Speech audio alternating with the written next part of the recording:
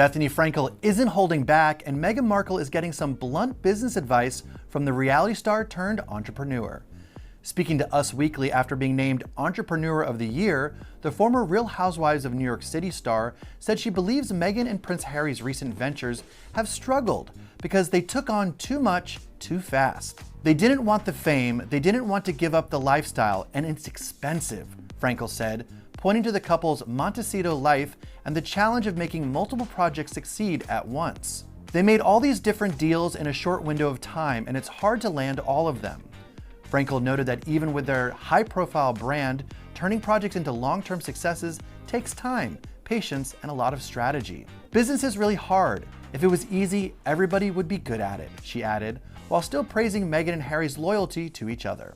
Her comments come just days after the Duke and Duchess quietly extended their Netflix partnership, but with far less buzz and reportedly far less money than their previous $100 million deal. One insider told Page Six the streamer's new offer is no risk for Netflix, but saves them both reputationally. Meanwhile, Meghan is moving forward with her lifestyle brand As Ever, which has already seen a fair share of hiccups, including a name change from American Riviera Orchard following trademark rejections, and what Meghan herself has admitted were mistakes during the brand's early twists and turns. Frankel may have delivered her advice with a little sting, but her point is clear. In business, even royals don't get a free pass to the top. Family, welcome back to the Royal Sussex Squad, your #1 stop for truth, insight, and the real story behind Harry and Meghan, the Duke and Duchess of Sussex. Over here we don't fall for the tabloid circus. We don't let opportunists profit from tearing down this couple. And we absolutely don't sit quiet when haters come for them with cheap shots and lazy narratives. We tell it like it is. And today, oh, do we have something to unpack? Because once again the so-called critics are circling around Meghan Markle and Prince Harry, and this time the self-proclaimed business mogul Bethenny Frankel has decided to toss in her 2 cents. Now, if you've been anywhere near the headlines, you've probably seen it. Bethenny Frankel, the Real Housewives of New York alum, turned skinny girl founder, turned reality TV shock value merchant, recently gave what the press is calling savage business advice to Meghan Markle after a slew of so-called failed endeavours. Now let me stop right there. Failed endeavours? The same Meghan Markle who signed one of the most groundbreaking streaming deals of her generation, who brought Netflix record-breaking numbers with her docuseries, who sold out product lines under her lifestyle brand within minutes, who has been named one of the most influential women of her time. That Meghan Markle failed? The hypocrisy is laughable. But let's dig into what Bethenny actually said, because the way these stories get spun is crucial to how Meghan and Harry are portrayed. Bethenny's words were dressed up as advice. She said Harry and Meghan rushed into too many projects at once. She suggested they didn't really want fame, but didn't want to give up the lifestyle. She even painted their life in Montecito as if it's some sort of gilded cage of their own making, saying it's hard for things to land. Now, family, let's pause. Who exactly is Bethenny Frankel to lecture Meghan Markle? Yes, Bethenny built a business, but she did it off the back of reality TV, literally a platform designed for scandal, drama, and tearing women down. She had the benefit of Bravo, a network and a franchise that promoted her non-stop. Meghan Markle didn't have that.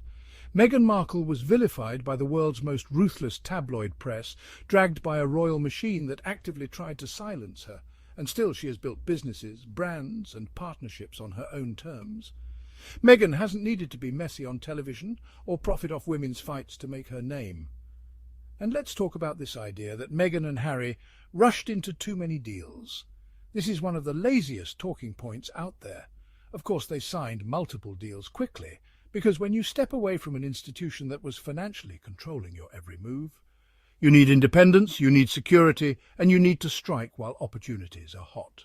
Meghan and Harry weren't greedy or chaotic, they were strategic.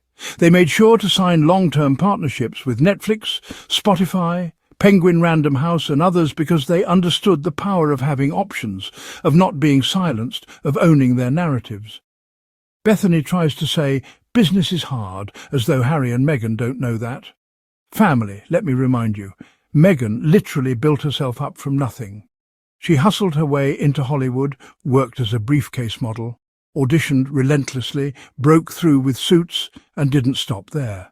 She was running a lifestyle blog, The Tig, years before it was trendy for actresses to launch personal brands.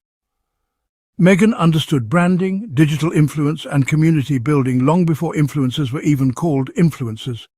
And Harry? Harry has been running philanthropic endeavours like Centibale, Invictus Games, and Heads Together for years. These two are not strangers to building and sustaining projects. They are pioneers. What we are really seeing is this. Whenever Meghan takes a bold step into entrepreneurship, the media pounces with this failure narrative. When American Riviera Orchard was announced, they mocked the name. When she changed it to As Ever, they mocked the rebrand. When the first products dropped, they mocked the packaging, even as jars of jam sold out instantly on resale sites. That is not failure, that is proof that Meghan has cultural power, purchasing power, and influence that these critics cannot stand. And let's not forget the Netflix deal. The tabloids keep parroting that their original deal was worth $100 million, and now supposedly their new one is less. First of all, none of us know the actual financial terms, and Netflix has made it clear that they value the Sussex's content. They extended the partnership. Let me repeat that, extended the partnership. If Harry and Meghan were such a flop, why would one of the biggest streaming platforms in the world continue working with them? Because they know these two deliver. The Harry and Meghan docuseries was one of Netflix's most watched documentaries ever. Live to Lead brought forward incredible global voices. Meghan's new projects tie directly into her brand, her vision and her voice. So when people like Bethenny say it's not easy and that Meghan and Harry are struggling to land things, it's not advice, it's shade. It's a way to downplay the couple's success while inserting herself into their narrative for clout. Because, let's be real, family, whenever Meghan's name is in the headlines, opportunists swarm. Meghan equals clicks. Meghan equals relevance. Meghan equals traffic. And Bethenny knows that. And then you have these tabloids amplifying her comments, spinning them into another round of Sussex flop stories. Page 6, Daily Mail, the whole cabal, they run the same tired playbook. But what they don't report is that Meghan has been transparent about the ups and downs of entrepreneurship. In her People interview, she admitted to making mistakes, to navigating twists and turns. That is honesty, that is humility, that is relatability. How many business leaders admit that? Very few. Instead of celebrating her transparency, they weaponize it against her. But here's the truth, and I want all of us to hold this close. Meghan is building something bigger than a single brand, a single Netflix project, or a single deal. She is building a legacy. She is redefining what it means for a woman, especially a black woman, a biracial woman, a royal woman, to stand in her power and own her destiny, and Harry is right there with her, loyal, supportive, and equally visionary. That's what scares people like Bethenny. That's what terrifies the tabloids, and that's why they keep trying to push the word failure. Because in reality, Meghan's failures are more successful than most people's wins. Family, we're not going to sit back and let this nonsense stand. We're going to keep supporting Meghan and Harry. Keep amplifying their work. Keep reminding the world that this couple is thriving in the face of a machine designed to destroy them. Every time Meghan drops a new product, every time Harry launches a new initiative, every time their projects hit the charts or the headlines, we will be there to celebrate it. And to Bethenny Frankel, since you're so concerned, maybe worry less about other people's marriages, other people's finances, and other people's success, and focus on keeping your own name relevant without dragging others down. Family, let's continue lifting Meghan and Harry up, because they are out here representing resilience, authenticity, and progress in a world that still can't handle a woman of colour shining at the highest levels. Bethenny Frankel gives Meghan Markle savage business advice after a slew of failed endeavours. Bethenny Frankel believes Meghan Markle and Prince Harry's business endeavours have been flopping because they rushed into too many projects at once. The Real Housewives of New York City alum didn't hold back Wednesday as she speculated that the Sussexes' latest ventures haven't taken off because they have too many irons in the fire. They didn't want the fame, but they didn't want to give up the lifestyle, because it's expensive.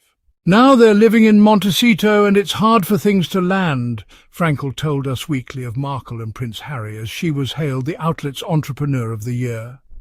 It's hard to land all of those things, and they wanted to do it in a timely manner because they realized there was a certain window of opportunity. So they made all these different deals. And business is really hard, the Skinny Girl founder, 54, continued. I respect that relationship and that loyalty to each other, and I just don't think it's that easy. If it was so easy, everybody would be good at doing it. Reps for Markle and Harry did not immediately respond to Page 6's request for comment. Frankel's comments come soon after Markle and the Duke of Sussex, 40, were dealt a humiliating hand from Netflix on Monday. As the couple extended their partnership with the streamer last month, Markle was expected to transition from an exclusive deal to a first look with Netflix after the former agreement expired this year. However, we've been told there's not much fanfare surrounding the new agreement, and Netflix's new offer is being valued at much less than their previous $100 million deal. It's not much, an insider told Page 6 on Monday. It's no risk for Netflix, but saves them both reputationally. Markle, 44, remains in business with the streamer through her lifestyle brand as ever, which has also seen its fair share of snafus since its conception last April. Originally called American Riviera Orchard, the With Love Meghan star changed the name of the brand before its April 2025 launch. While it was believed that the title change was due to her experiencing trademark issues, Markle claimed she made the switch because the first name sounded like word salad. As some may recall, the actress filed trademark applications for her brand's original name in 2023, but her applications were rejected. She also admitted to making mistakes when it came to her business's twists and turns in a March interview with People. Now, before I close, let me remind you, if you're enjoying this podcast, if you appreciate us defending Meghan and Harry and bringing you the real story, don't forget to hit that subscribe button, give this video a thumbs up, and drop your thoughts in the comments below. And if you want to go the extra mile to support this channel, you can always send a super thanks. It goes a long way in helping us keep this platform strong and independent, just like Harry and Meghan. This has been Royal Sussex Squad, where we tell the truth, we celebrate the Sussexes, and we never ever let the haters have the last word.